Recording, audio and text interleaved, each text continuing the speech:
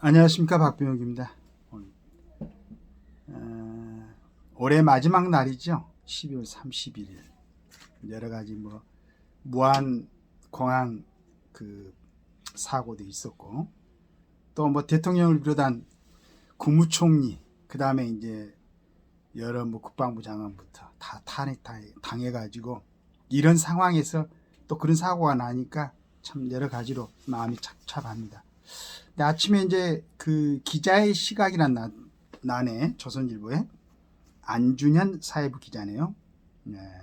이 기자님이 행시 합격 사무관 왜 로스쿨 가나, 이런 이제 제목하에 글을 적어놨는데 한번 읽어보니까 참 요즘 세태를 좀 이렇게 또 이 기자 시각으로 분석해 놓은 그런 글인 것 같습니다. 2020년 행정고시 수석을 차지한 A씨는 합격 수기에 국민에게 봉사하는 참된 공직자가 되겠다고 썼다. 하지만 그는 불과 3년 만에 공직을 그만뒀다. 지난 1월 근무하던 기획재정부에 사표를 내고 로스쿨에 재학 중이다. A씨처럼 행정고시를 거쳐 청운의 꿈을 안고 공직에 입문한 청년들이 줄줄이 퇴직하고 로스쿨에 진학하고 있다. 2022년 기재부에 배치된 초임 사무관 25명 중 5명이 로스쿨에 가거나 유학을 떠나겠다며 일찌감치 공직을 떠났다. 조만간 2025년 로스쿨에 합격한 사무관들도 줄줄이 사표를 던질 예정이라고 한다. 일부 상위권 로스쿨에서는 사무관 출신 재학생끼리 동문회를 만들어도 되겠다는 말이 나올 정도다. 중앙부처 인재들이 공직을 떠나는 이유는 다양하다. 근무 강도에 비해 급여가 넉넉하다고 보기 어렵다. 옛 선배들처럼 퇴직 이후 낙하산 기관장으로 가는 경우도 크게 줄었다. 행정고시를 붙어도 실속이 예전만 못하다는 얘기다. 게다가 세종시에 거주해야 하는 것과 경직적인 조직 문화도 부담이라고 한다. 물론 요즘 우리가 이제 공무원들한테 참 공직자들한테 바랬던 막 그런 걸 전부 바랄 수는 없죠. 그러나 이제 그런 부분도 일면 좀 아쉬운 점이 있긴 합니다. 그러나 이런 이유들은 행정고시를 준비하는 단계에서 어느 정도 알고 있는 것들이다. 공직에 막상 입문하고 난 이후에는 비대해진 국회 권력 앞에서 젊은 사무관들이 좌절감을 느낀다는 얘기가 점점 많아지고 있다. 툭하면 국회로 공무원들을 호출하고 하급자 부리듯 닥달하는 국회의원과 보좌진들의 행포에 시달리면 일할 맛이 뚝 떨어진다는 것이다.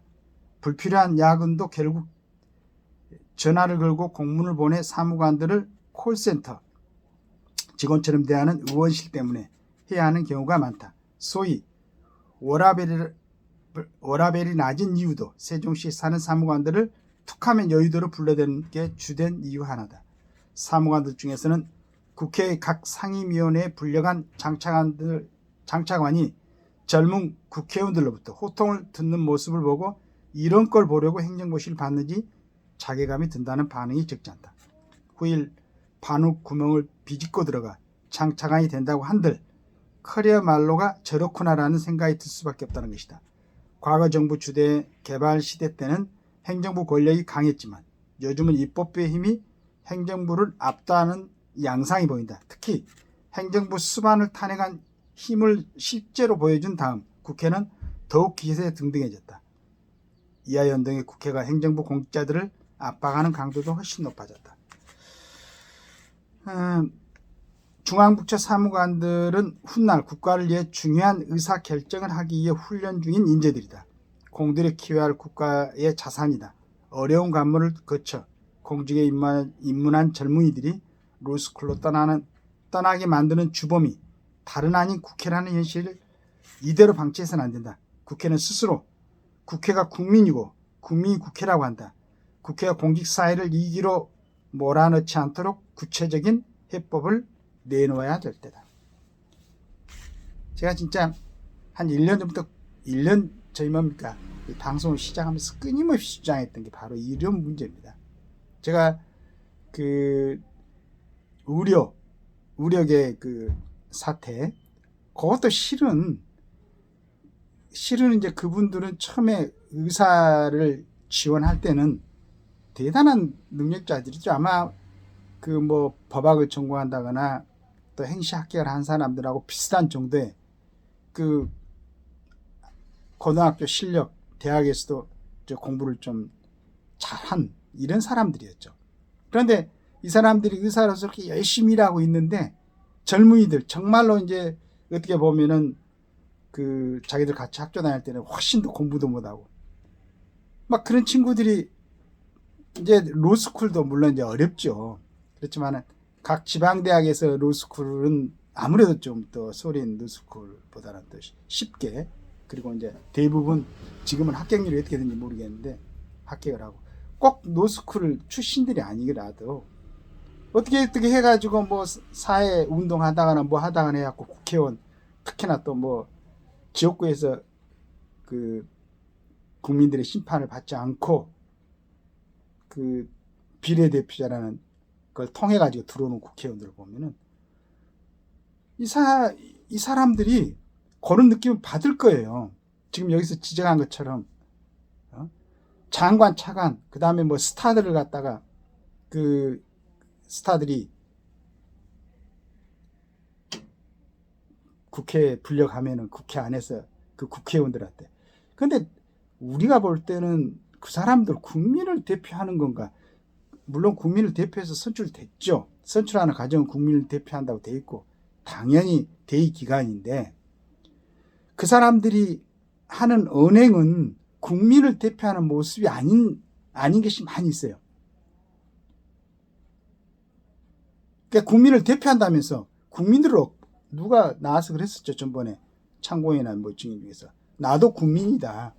그런데 국민을 대표한다는 사람들이 그런 사람들한테 그렇게 그러라고 국회의원 뽑아가지고 그 많은 특혜를 갖다 받고 활동할 수 있도록 여건을 만들어 놓은 건 아니죠.